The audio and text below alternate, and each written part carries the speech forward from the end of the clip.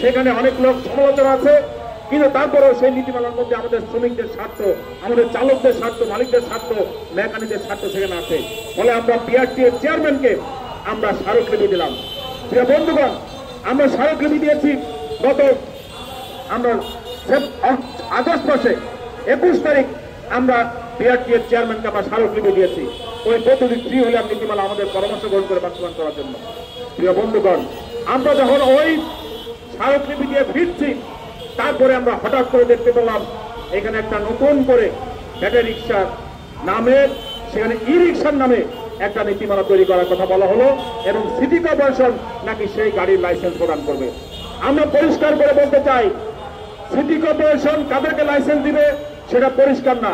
ওই নীতিমালার মধ্যে আমাদের ব্যাটারি রিক্সা, ইজি বাইকের কোনো নাম নাই। সেখানে তারা বলেছে ব্যাটারি চালিত ই রিক্সা। তারা থেকে করবে।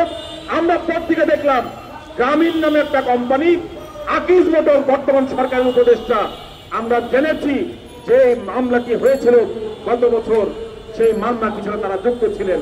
সেই আকিজ মোটর সহ 4টা কোম্পানিকে এখানে এই ই রিক্সা যেটা তৈরি হবে, যে গাড়ি তৈরি হবে, সেই গাড়ি তৈরি করার জন্য তাদেরকে অনুমোদন দেওয়ার প্রক্রিয়া চলছে, যেটা ডিজাইন করেছে। তাহলে আমরা বলতে চাই, বাগ ইকো মোটরস 2022 সালে তাদের গাড়িকে রাস্তা নামানোর জন্য আমাদের বিরুদ্ধে রিট করেছিল, বন্ধ করেছিল। আজকে আমরা দেখলাম আকিজ মোটর সহ এই সমস্ত কোম্পানি তাদের নিজস্ব গাড়িকে বাজারে আনার জন্য আজকে তার বিরুদ্ধে ষড়যন্ত্র চলছে। এই যে সিটি কর্পোরেশন, যার কোনো লাইসেন্স দেওয়ার ক্ষমতা নাই, যার কোনো এই গাড়িগুলো পরীক্ষা করায়, ইলেকট্রিক বা ব্যাটারি চালিত যানবাহন যা পরীক্ষা নিরীক্ষা করার যার কোনো ক্ষমতা নাই, আজকে সে কি করছে, তাকে লাইসেন্স দেওয়ার অনুমতি দেওয়া হচ্ছে।